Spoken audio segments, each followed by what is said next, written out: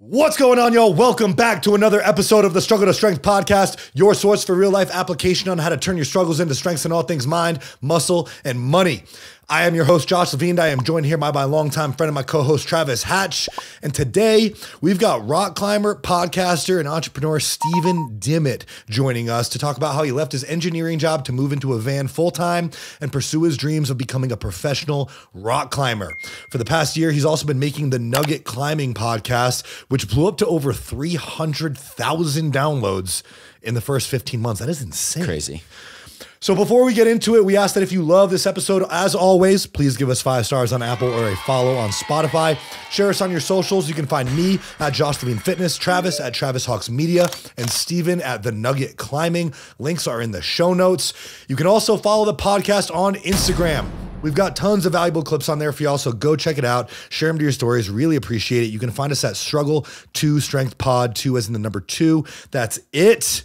Buckle up, y'all. We got some great conversation with our man, Steven Dimmitt, and we will see you inside.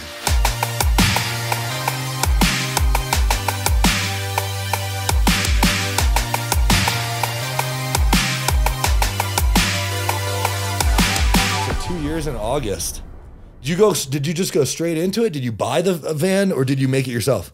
Like, convert it yourself? I guess I bought the van 2 years ago, I think in May of 2019. And I had a friend of mine who I'd been talking to who builds them out for a living. He's a climber. Sick. He's really good at what he does, obviously. I still had my job in Bend, Oregon. I still had my Subaru. I just bought the van, gave it to him. He made it awesome. And then I sold my Subaru and moved into the van as soon as he was done. Nice. That's awesome. So Bend, Oregon, are you originally from Oregon? I grew up in Washington, in central Washington, in a little town called Wenatchee, and went to school in Bellingham, Washington at Western Washington University. Hit the road after that, climbed, traveled around for 6 months, and then landed in Bend. Sick. And I lived there for 7 years up until last February when I hit the road. Sick. Bend is an awesome town. I know. I love it out there. Bend is an awesome town. Yeah. Yeah. I used to be out there in the summers. I would go to the Mount Hood for the summers. Okay. Yeah. Great. And got to snowboard during the summer. Always wanted to we did this one time where we would snowboard and then we would hit a skate park and we'd drive to the coast and try to surf all in one day. Get the trifecta. The multi-sport day. Yeah. A lot of did you ever go to Smith Rock by chance? I don't know if I did ever go to Smith Rock. Okay. It's about 30 minutes north of Bend. And that's where I climbed for years. That was my home crag. And it's an amazing international climbing destination. But a lot of my climber friends will do that. You know, they'll go ski in the spring and then they'll go climb and then they'll go surf the wave on the river or go paddleboarding or something. Sick. Yeah. The multi-sport day. It's a good place for it. Is that where in the river, there's basically a standing wave? Yeah. Exactly. Okay. I know what you're talking about. Yeah, I know that spot too. Yeah, actually. that's really cool. That's a lot of fun. So, great place to be for just an outdoor person. It is. And, I actually moved there thinking that I would spend the summers mountain biking and the winter skiing and then the shoulder seasons climbing. And I just climbed. All I wanted to do was climb, and that really quickly took over. And that's ultimately what led me to leave there. And I still love Bend. I still kind of think of it as my home, and I might go back. But as far as climbing, it's difficult to find any one place that's really good year round. You know, the summers there are super hot. That's not ideal. The winters are okay, but similarly not ideal. And so, the dream for any climber is to be able to chase autumn all year round. You know, like skiers try to chase winter, maybe surfers try to chase summer. I'm not sure, but we're always trying to chase those cool, crisp conditions so that the rock feels a little bit easier to hold on to. That makes a lot of sense. Yeah, I never would have thought of that. Because you don't want to be sweating. Yeah. Conditions. It's funny. All climbers kind of become like amateur meteorologists. We all have five weather apps on our phones, and we're checking the temperature and the wind and the humidity. And, there's these little factors that make really big difference when you're climbing up against your own personal limit. And those holds get really tiny and difficult to hold on to. So the conditions make a big difference. That makes a lot of sense. That happens a lot in the ski and snowboard community too, where we all have weather apps, we're all tracking storms. And especially here, I mean, we're in Broomfield, Colorado, Boulder, Colorado area, Denver area. And a lot of times storms either go just above us or just below us. And so we're always trying to pay attention to when it's going to finally hit. But yeah, anybody who loves to do things outdoors, you start basically creating a life around it. So you've done this and now you stay in autumn all year, huh? You just travel around in your van and... I try to. Yeah. I try to. Summer is probably the most difficult. There's no perfect place to climb in the States in the summer, but yeah, I mean, there's still options that are a lot better than being in Bend over the summer. So I'm actually back in Washington now visiting my family. I'm planning to take a break from traveling on the road and train indoors for about a month and spend more time with my family. And then I'll go out to Colorado and hike up into the mountains. Actually, near you guys, I'll be up in Rocky Mountain National Park. Oh, yeah. Sick. Yeah. And going up into like higher elevations to chase the cooler temperatures up there. Yeah. Oh, that's great. Yeah. That's awesome. So let me ask you this. So you mentioned that you had a previous job. I think that was in engineering. Right. And I mean, my parents thought I was crazy when I'd wanted to be a personal trainer and an online coach. What did people think when you decided to quit your job and move into a van? You know, I think anyone who is close to a climber or is a climber or has friends who are climbers, like you kind of get desensitized to it because there are, for whatever reason, climbing attracts a lot of passionate people. And I think there are an above average percentage of climbers that are willing to live in the dirt and just scrape by to be able to climb all the time. My parents were super supportive. I think they were just glad that I had done the engineering thing long enough to have, the stamps on my resume. So I can always go back to that. I had money saved up. I built myself a pretty robust safety net before just taking the leap, I guess. So they were supportive. I knew I had enough money saved to at least do it for a year. I had no idea if the podcast would take off or if I'd be able to sustain the lifestyle, but I did build myself a safety net while I was working that engineering job. I was kind of exploring different ideas and trying different things and saving money. And, I was careful not to burn any bridges.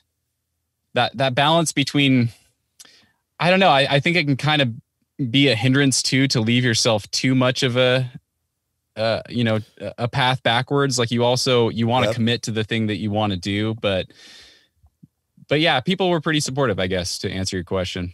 That's nice. Yeah. Sure. And I think like, obviously rationally it makes sense. Like, oh, I built this resume, I built this safety net, so I have something to go back to. But I think that's what holds a lot of people back is they do have this resume and this safety net and maybe some savings, and the idea of like burning through everything or, kind of spending all your money or messing up or they think of it like messing up what you'd been doing to pursue this other thing is scary. And so I think that's actually kind of, it's interesting that you were able to like make that leap. And go all in. And just go all in. Yeah. Yeah. Yeah. I think I think anyone that takes the leap reaches a breaking point where you realize that staying on the path you're on is scarier than taking a chance at something different, right? Like that's where I was at. I really loved Bend. I actually moved there. I moved there for a job, but I really had it in my mind that climbing was what I wanted to do first. And this career as an engineer was actually what I did on the side. And I just designed this lifestyle where I was, I gave myself structure because I thought that would ultimately make me have a 9 to 5. I could schedule all my training and I could train midweek and climb on the weekends and really grow all these different strengths I needed to become the best climber I could be. And then at one point I got injured. That was all going great. And I didn't love my job. I didn't love my life in Bend, but climbing was going pretty well. And then when I had that first injury and climbing was just kind of ripped out from under me, I wasn't really excited about what I was left with. That kind of forced me to zoom out and look at my life and realize like nothing else that I'm doing is very fulfilling. I just feel like I'm passing time and I could wake up, at 40 or 50 years old and be like, what the hell happened? Where did the years go? So that was kind of the that was kind of the impetus, I guess, that first injury where I realized like, wow, when I don't have climbing to fulfill me and I'm not doing well at climbing, and it's inevitable that I'm not always going to be at my best with climbing. As soon as that's taken away, I don't have much else going on here, and I need to reevaluate my life, because if I do this for another 10 years, I'll regret that. I will not feel excited about that. I've been there, and that's actually how I ended up in personal training as well. Had a surgery that took away training and snowboarding from me, my two greatest passions. And I was like, I don't know who I am. Like, I don't have anything else. And I was like, okay, well, I need to fix some things. How do you think people can get there without going through an injury, or without, like, that shouldn't have to happen? Right. That's a really good question. I think just stopping to really zoom out and look at your life, really just being mindful about what it is that you're doing, just starting to pay attention to what your actual life is like, and imagining yourself in 10 years doing what you're doing now. Like, a lot of people, and I had this kind of vague sense that I wasn't happy, I wasn't fulfilled, but it was good enough to just not really have to pay attention to it. And I think if, without the injury, if I had really stopped and looked at my life and looked myself in the mirror every morning and told myself, like, you're going to die someday. This is the only life that you have. And do you want to spend it like this, or do you want to take a chance to find something better? I think if people can spend a little bit more time reflecting on that, it really starts to feel if you have a consistent job and you're paying the bills, the leap feels really scary. But I think when you start to reflect on your life and realize that this is the only one you have, staying where you are, if you're not happy where you are, starts to feel really scary. And eventually the leap wins out, because it's the less risky of the options, right? It turns out to be the less risky of the options, because you have one life. And you mentioned something, and I caught myself saying this a few years ago, and this is before I made the leap. You said good enough. And when it comes down to it, you get one life. Like you said, you're going to die. If that's not enough motivation for you to do what you love, good enough should not be in your vocabulary. Right. And if you zoom out and you find that, well, maybe you're living for the weekends, or, you're structuring your entire work life or your other parts of your life around just being able to do this one thing that you love, you should probably just do that one thing that you love. Right. Yeah. I mean, I was living not just for the weekends, but I was living for the weekends in the fall and the weekends in the spring. My entire summer, I was like waking up at 4 a.m. to train on a little wooden hangboard in my garage before it got too hot out there.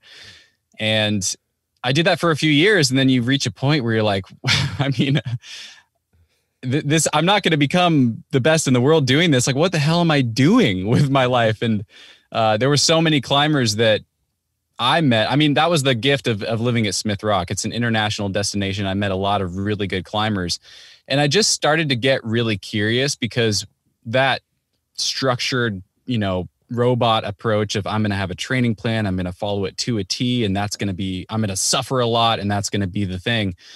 It didn't work that well. And I kept meeting all these people and having these conversations at Smith, and none of the top climbers that I met were doing any of that. They were just traveling and climbing year round. And some of them do train a little bit, but it just seemed so uncomplicated. They were just going and doing the thing that they loved, and they were getting better at it. And so that's what those conversations and that curiosity led to the podcast. Like, I just started to think, like, man, I really want to sit down with these people and hear about what they're actually doing, because training is a fad, and climbing is a relatively new sport, and training has really come into it in the last decade.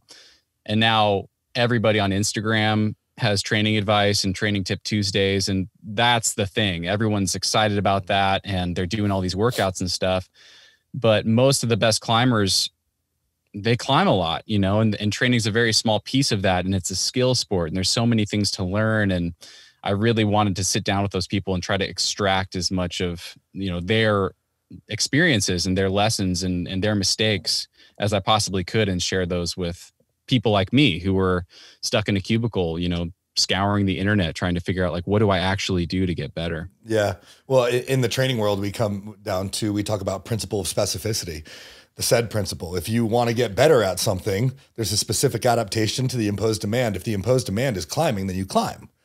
But there's also another piece to rock climbing. And this goes down something that I wanted to ask you about is you can train all you want.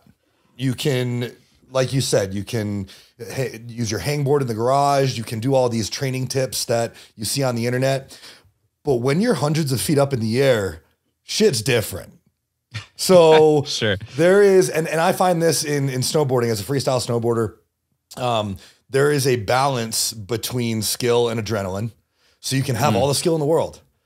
But if you're not used to battling skill and adrenaline and maintaining that level of skill with high levels of adrenaline, then you're not going to be as effective. Do you notice in people's climbing careers that there's a point in which that switch flips and they can overcome that adrenaline?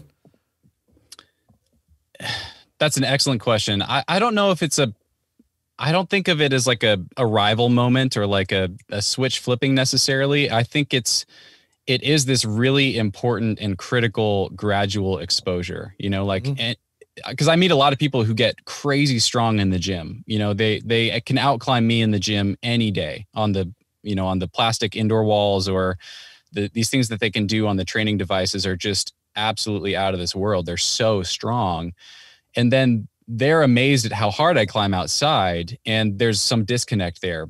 And, there's just this long path of getting uncomfortable, pushing yourself to the limit of your comfort zone, experiencing a lot of failure there, going back and evaluating that, assessing that, and doing it again and doing it again and doing it again, and slowly growing your comfort zone, and getting used to it. Like it's amazing. We as humans can get used to anything if you do it enough, if you practice it, if you expose yourself in this, gradual, incremental way. So all the climbers that I know that are able to actually take all their strengths and skills and apply it directly to these rock climbs that they want to do, they've spent so much time rock climbing that they don't even think about the fact that they're 100 feet up in the air. It's just, they're completely desensitized to it. They're so focused on like, I have to hit this next hold perfectly because that's the only way I'm going to stay on this climb. Like my index finger has to hit this little spike perfectly. And that is going to take 100% of my focus and attention. And that just, drowns everything else out of the picture. And you're not like, if you miss the hold and you fall, you're like, damn it, I missed the hold. You're not like, I fell, and all of a sudden you're at the bottom of the rope and you barely noticed that there was the adrenaline part of it. You were just focused on the climb itself. Yeah. I'm getting freaked out just listening to you talk about it. Well, I'm thinking of the free solo guy, Alex. Sure. Yeah. So like some people don't have fear responses. Well, I don't know if they don't have fear responses, but it's definitely much less of a response than most people do, than other people do. And what we're talking about here is like overcoming the feeling of adrenaline slowly by getting uncomfortable and getting comfort in that discomfort and continuing that time and time again. Have you had the chance to interview Alex?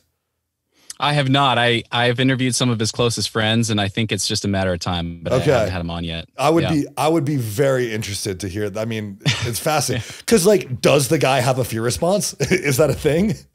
So this was fascinating. I can't remember who did this, but he actually went in and got a brain scan, and they looked at the size of his amygdala, just like the fear center of the brain, and it was way smaller than most people's. They actually measured that, and he literally just doesn't experience fear the same way that most people do. Yeah, unreal. Now I wonder if he was born like that. Are you born like that, or is that learned? Yeah, because your brain can change. Right.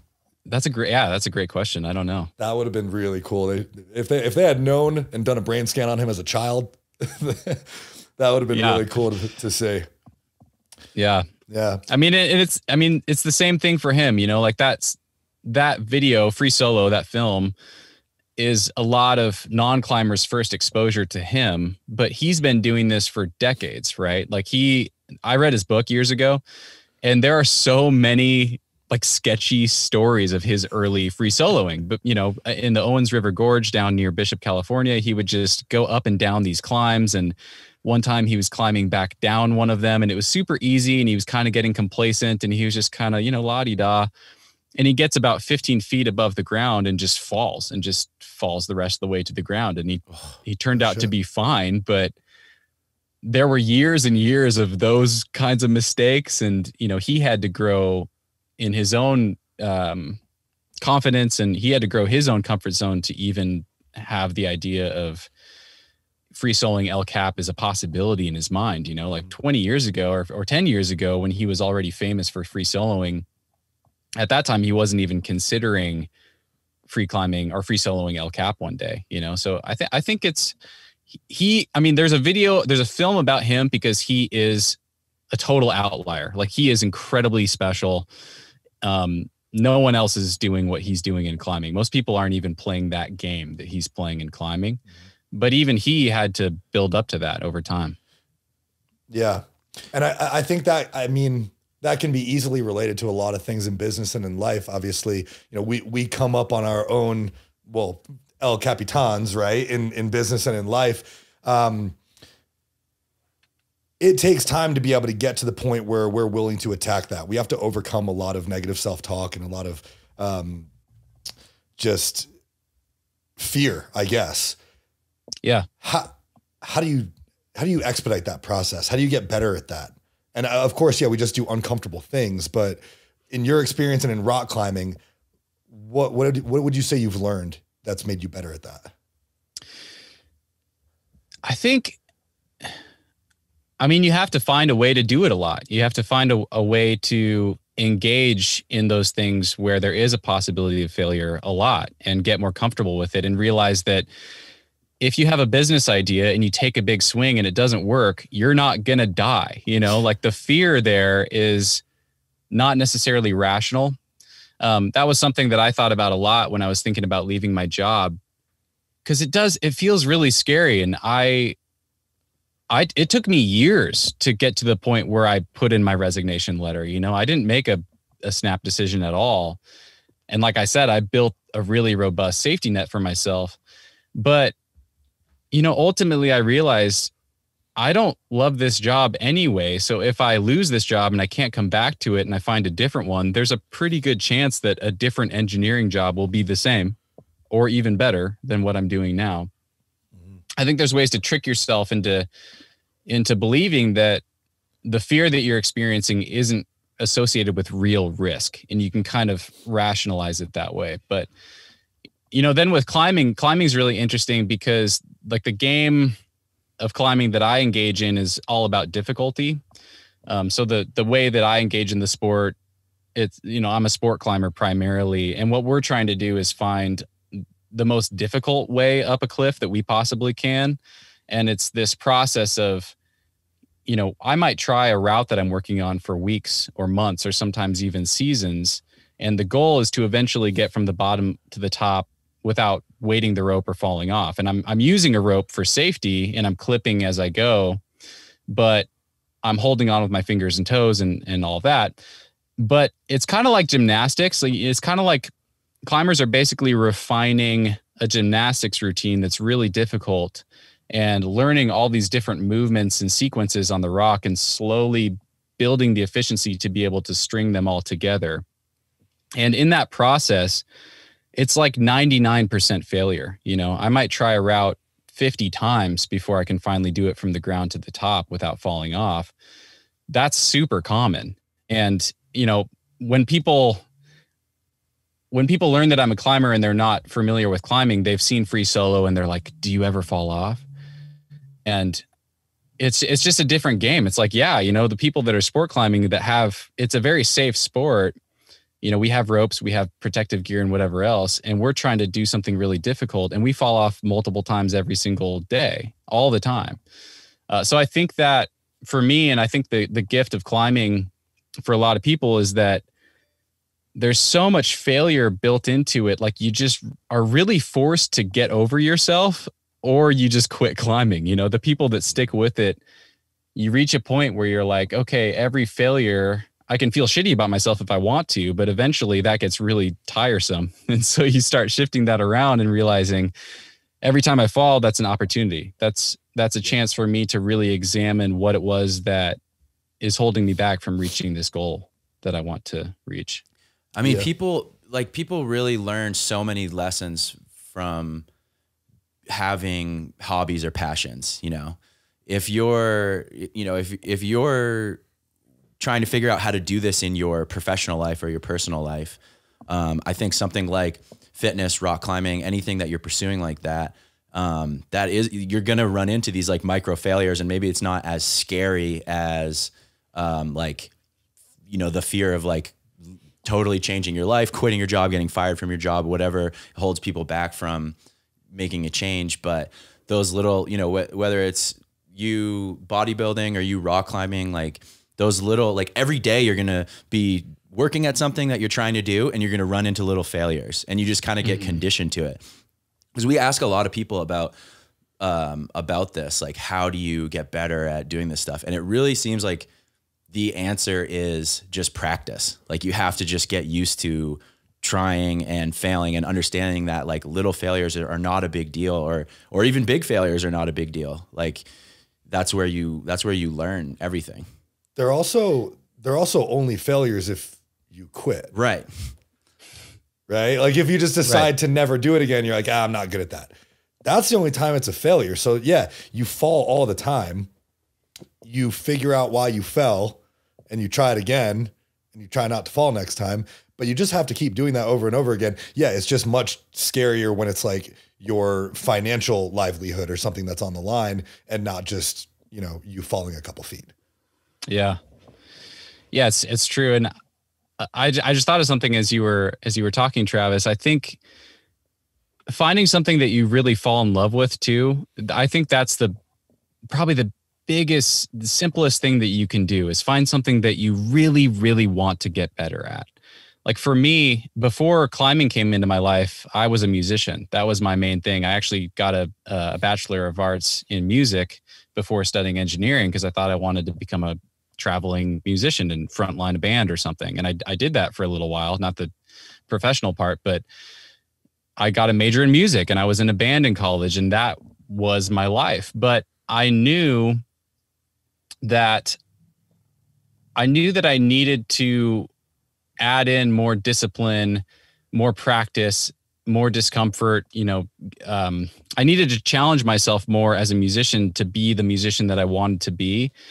And I really struggled with that. It was really hard. Like I knew what I needed to do, and it was really hard to make myself do it. And I always felt like that was a discipline problem, or there was something wrong with me, or I needed to just, you know, kick my own ass into gear or whatever. And then climbing came into my life, and I just loved it so much that I was willing to do anything to get better at climbing. And those failures, like, you know, what other people think if I fail, or what other people might think if I'm in the gym working on a style that I'm really bad at and I'm not doing as well as I would do in other styles, like none of that matters, because I just want to get better at the thing. So, you know, whether it's a business idea or a personal pursuit, like if you can just look around and try things until you find something that you really resonate with and really love, a lot of that other chatter in your head about like, what are people going to think? It just doesn't matter as much. It just kind of goes away. That's how I feel about, it's interesting you say that. That's how I feel about video. Like, I don't care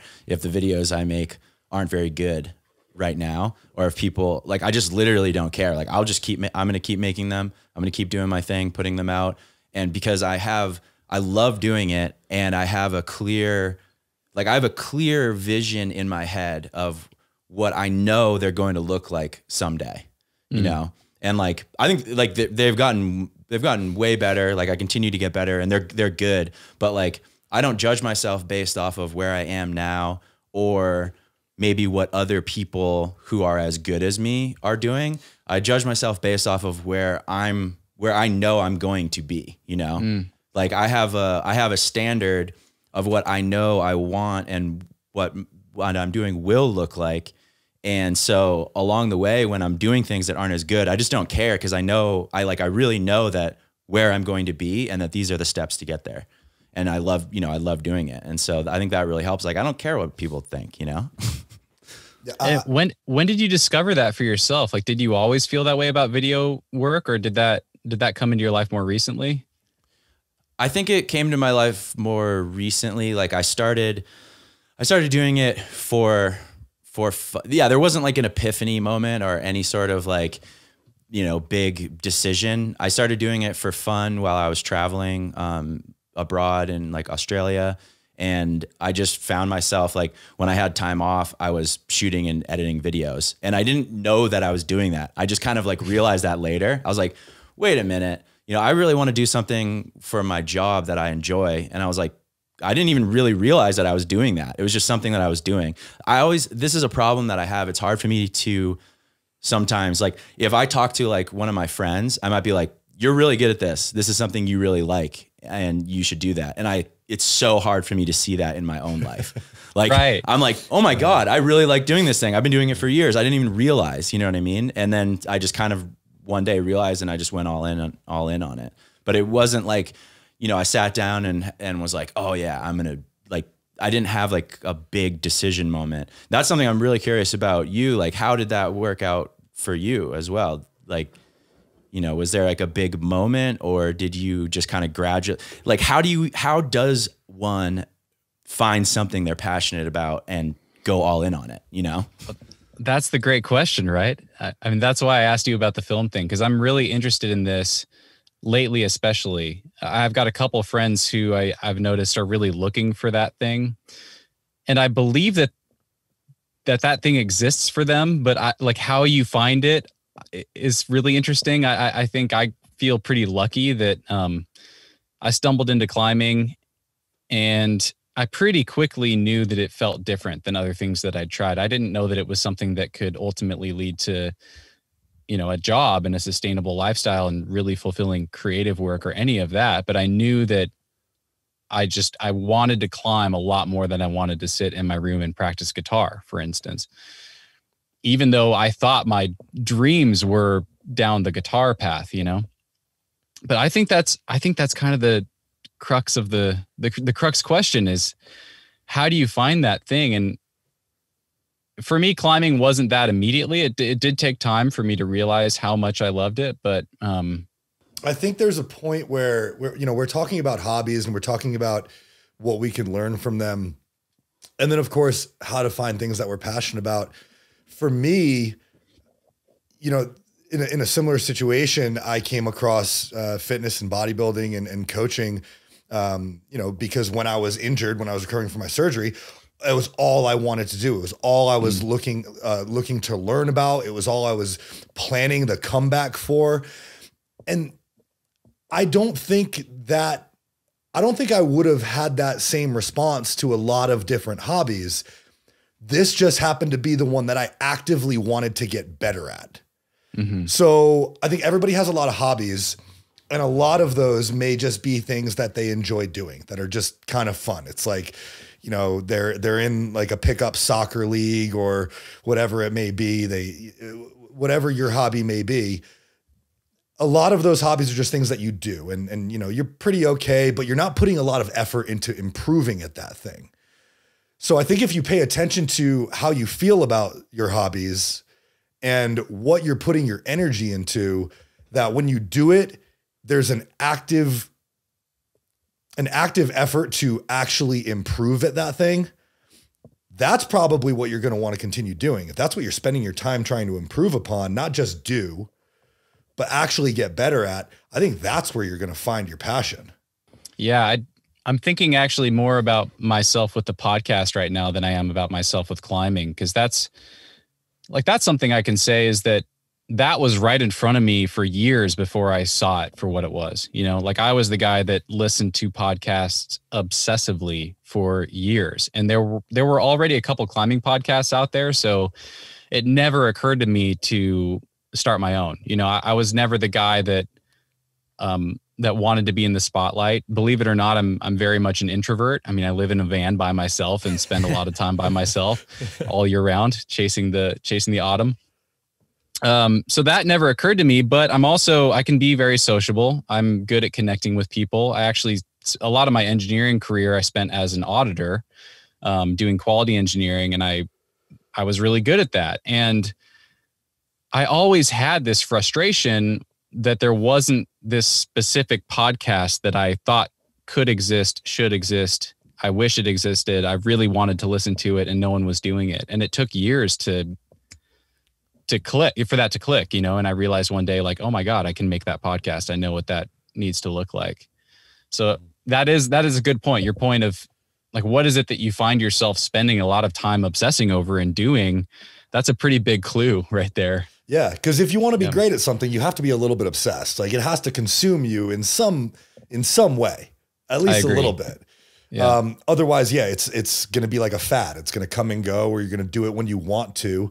I know when I started my business, when my business really started taking off, my dad picked up on it and he was like, what changed? He's like, you know, all of a sudden your entire mentality changed, your attitude toward life and business changed. And I was like, dude, I just decided I wanted to get really good at bodybuilding. Like, that's it. Like I hired my coach and, all of my effort. And now everything I do is to be a better coach and a better bodybuilder. Like, yeah, it's just what I spend all my time doing. So it's hard not to work. It's hard to take a break. It's hard to have, it's honestly hard to have balance in life. So I'm trying to be a really good bodybuilder and a really good coach. So here's a question for you. As someone who is actively trying to be a really good rock climber and a really good podcaster, is it possible? How do you find balance? Could you have time for friends and family? What? Help me. That's right. Help. That's that it's surprisingly hard. I mean, I have been blown away because I finally have this opportunity. I mean, like 10 years ago, there was no information on the internet about training for climbing at all. I remember having these really basic questions in my head and just spending hours scouring the internet, looking for little clues on people's blogs and stuff. And, now it's complete. I was that kid. I just wanted so badly to know what to do. And now I have this amazing opportunity where I've already had a lot of my heroes on the show and I've been able to sit down and pick their brain for 2 hours. And I think part of the reason why the podcast is working, and I didn't expect this, but I'm always just trying to learn so that I can apply to myself, right? Like I want to ask them questions because I want to become a better climber. But, of course, there's thousands of other climbers out there that have those same questions that are a lot like me. But it's surprisingly, like my dream of being able to learn from my heroes is happening on one hand, but then it's been surprisingly difficult to actually synthesize all that information and apply it because I've committed myself to putting out one of these episodes every week. So I think what's working for me is to really focus in these kind of cycles. Like right now, for instance, for the next 6 weeks or a month, like I have a coach now and he's helping me come up with a training plan and I'm spending a little time with family. And the podcast, I'm still going to put out an episode every week, but I already have a big backlog of those recorded. So the next month's going to be a little bit less focused on the business side of things, on growing the podcast. Just keep putting out the episodes. I can really focus on training, and training is actually a lot more time efficient for me than spending all my time rock climbing. Like I can do in a 2-hour training session in a gym what would take like 6 hours of climbing outdoors, because you have to drive there and then you have to hike and then you have to climb at the cliff and then reverse all that to get home. So, thinking of things in cycles, like this winter, for instance, I was down in Texas climbing, chasing the good weather, climbing at this area called Waco Tanks. And that was really good training. I was bouldering, so I could do that alone and I could get a lot of work done on the podcast, and the social side of things was way on the back burner. Like I was out there by myself and I met people, but I was there to focus. I was there to climb and to focus on growing the podcast. And then from there, I went to St. George, Utah, and I was just climbing in St. George for 6 weeks. And that was much more focusing on my own performance, taking all the strengths that I'd built from that bouldering trip and trying to apply it to sport climbing.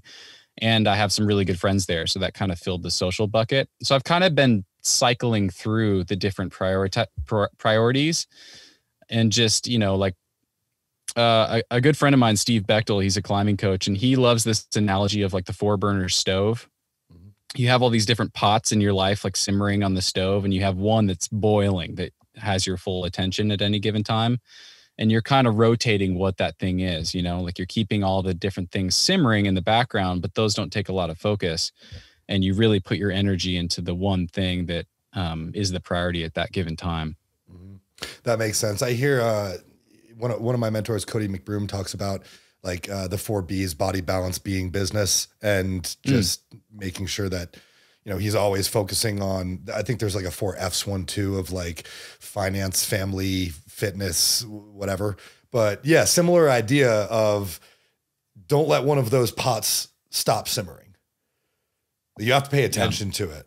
But it takes it takes an active mind to continue to pay attention to those things. Cause I mean, if you're like us, and I imagine it's easy to get hyper focused on one of them because we really enjoy doing it.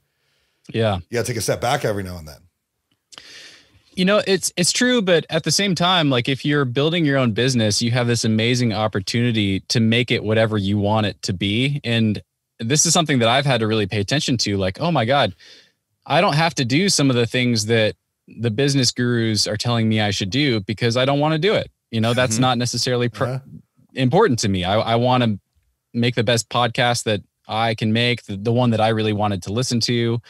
I'm not going to worry about having, a private Facebook group right now. Like that's not a priority for me. And in that way, like when you strip things down and really just focus on the things that resonate the most with you, the conversations from the podcast can't really help but make their way into my climbing. And they do help, whether I'm actively pursuing performance or not. And then the conversations I have at the cliff and meeting people at a new climbing area and kind of seeing and observing climbers and hearing what people are confused about and what people are trying. And, the questions that newer climbers have, like that feeds back into the podcast. And I think you can kind of build a life where, the social thing's another element of it. Like the podcast for me has brought me a surprising amount of fulfillment and connectivity. And especially this last year during COVID, I got this chance to have these like amazing, rich, like really interesting conversations once per week with these guests. And then I hear a lot from listeners, so if you build something and people are reaching out to you and thanking you for what you do, that fulfills a lot of that as well. So in a way you can kind of feed off of, build something where each thing feeds off of the next thing and it kind of perpetuates itself in this cycle, Mm-hmm. Yeah. Do you feel that? Do you feel like your coaching helps your bodybuilding and vice versa? I do. Yeah, I do. Because I have to be in the trenches. I feel like if you're a coach, you can't be a good coach and not be sort of in the trenches in your own fitness. Because I understand and I learn what people are struggling with. I also feel that even helps with our podcast. Every now and then we do Q&A episodes, and I talk to some newer coaches, and with their socials, they have the question of, oh, I just don't know what to post, or I don't know what to talk about, or if they have a podcast, maybe they don't know what questions need answers. And like you were saying, all you have to do is listen. Mm-hmm. You have to go to the gym, or you have to go to your climbing spot, and you just listen to what people are struggling with. Or you listen to your clients and you listen to the questions that they have. Because if one person has a question, everybody has the question. Exactly. So all you have to do is listen. And then, I do believe that my coaching helps my bodybuilding. It definitely keeps me honest and it keeps me committed. I mean, I can't not practice what I preach.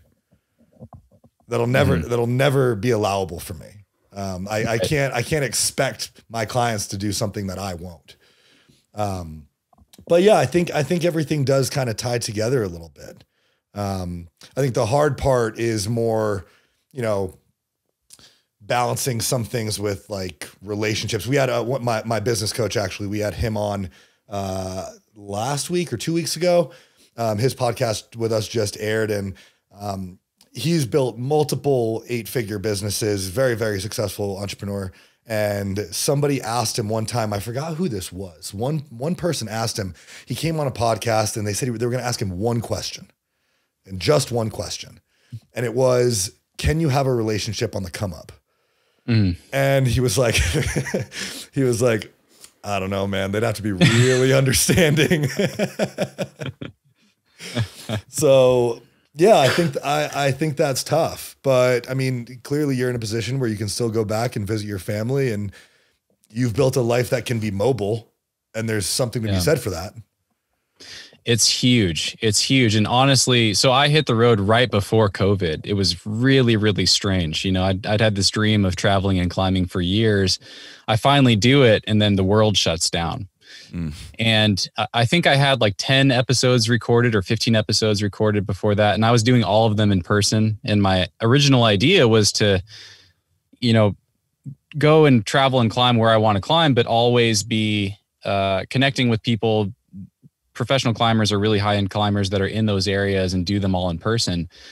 And of course, when COVID happened, I had to reevaluate that, and I started doing remote interviews, and that has been the greatest silver lining I could have possibly imagined, because it just opens the world up, and it gives me, I love that, you know, if there's one really amazing thing that's come out of this last year in COVID, it's that we all have so much more freedom now, and there's so many, it forced us to re-examine these things that we thought of as constraints in our lives. You know, like I have to be in the office to do this kind of work. Well, turns out you don't. You know, a lot of us can have meetings over Zoom or whatever it is.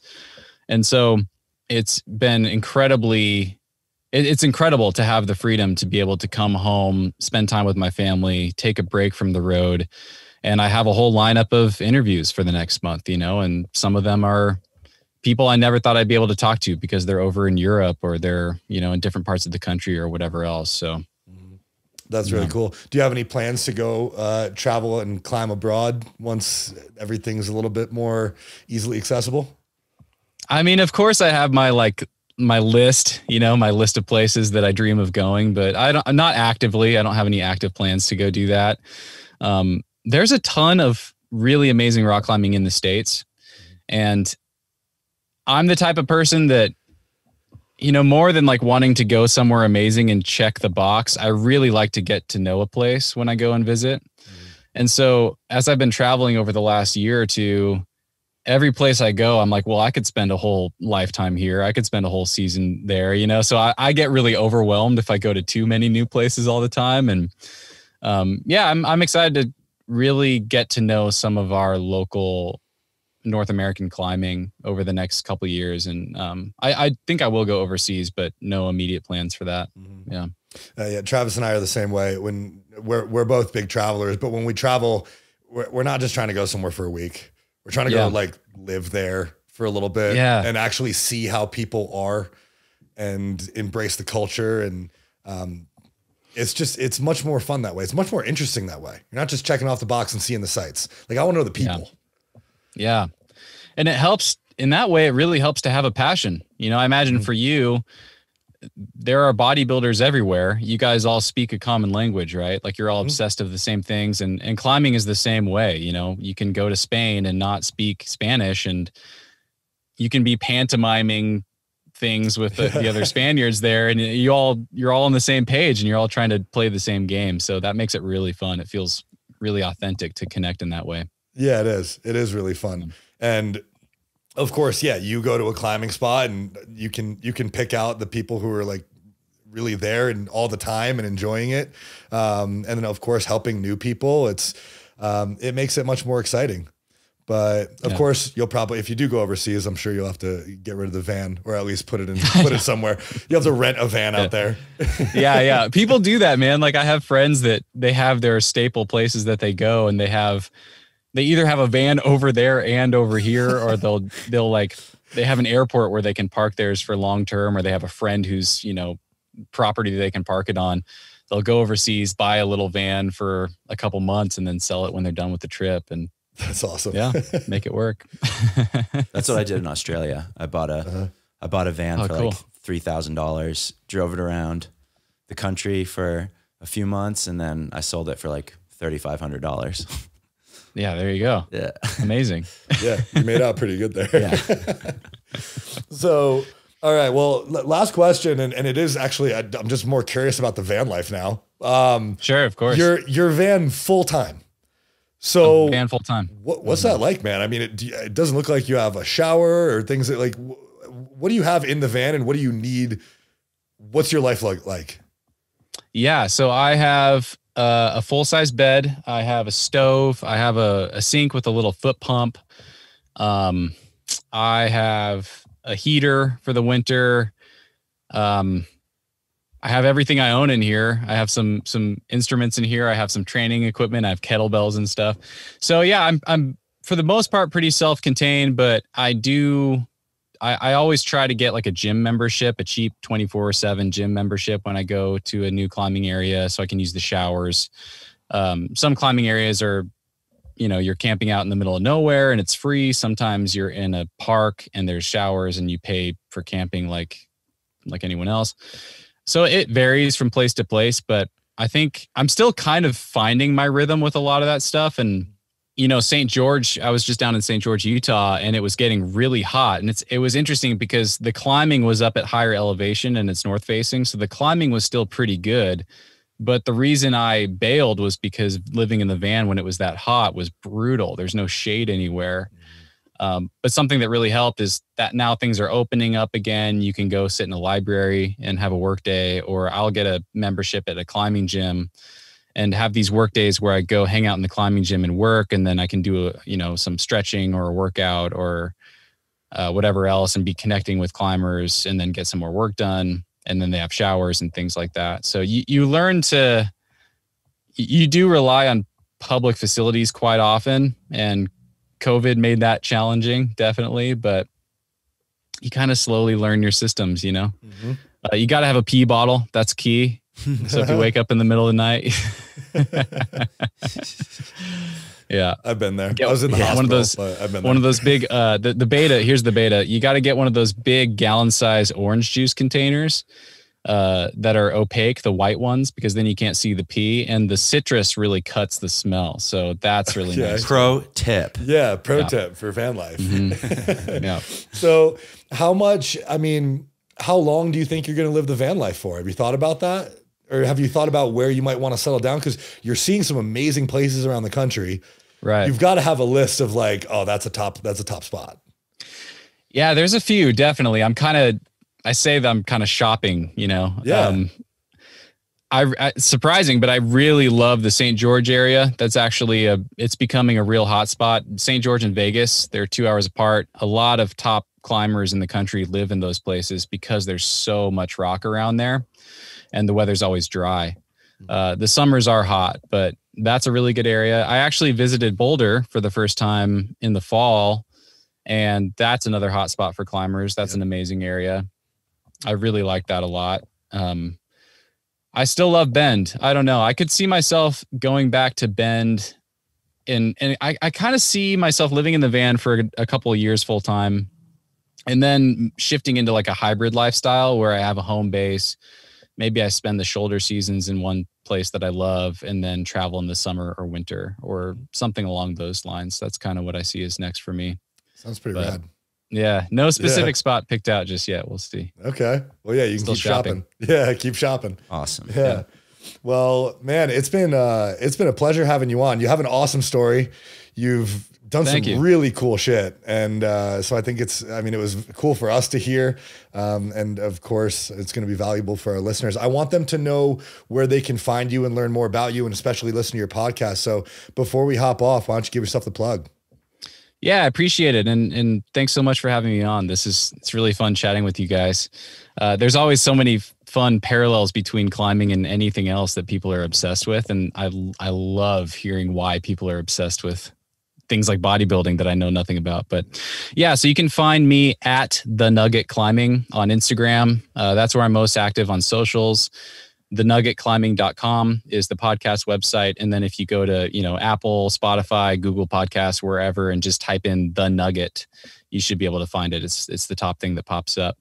Awesome. So yeah. And then as far as episodes, if you're not a climber and you're curious, I'd recommend episode 4 with Alan Watts, episode 69 with Ron Kauk. Those are a couple really fun historical figures. They're in their 60s now, and there's a lot of just classic old stories from those episodes. You know, Ron, he was a stunt double for Sylvester Stallone in Cliffhanger and for Tom Cruise and in Mission Impossible 2. And there were so many good stories that came out of those.